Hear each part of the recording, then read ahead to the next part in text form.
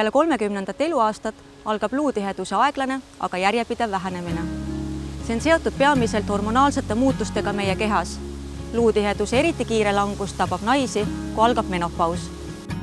Aga mis siis ikkagi teha, et teie luud ei muutuks hõredaks nagu suurte aukudega Šveitsi juust? Retsept on lihtne. Hoolitsege selle eest, et te saaksite igapäevaselt piisavalt vitamiine ja mineraale. Osteoporoosi ennetuse seisukohalt on neist olulisemad 2, kaltsium ja D-vitamiin.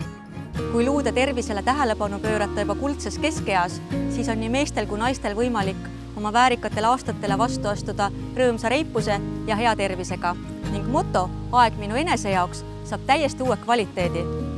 Calcitol-Citraat on kaltsiumi preparaat, mis on välja töötatud spetsiaalselt Eesti olude jaoks, koostöös Eesti erialaarstidega.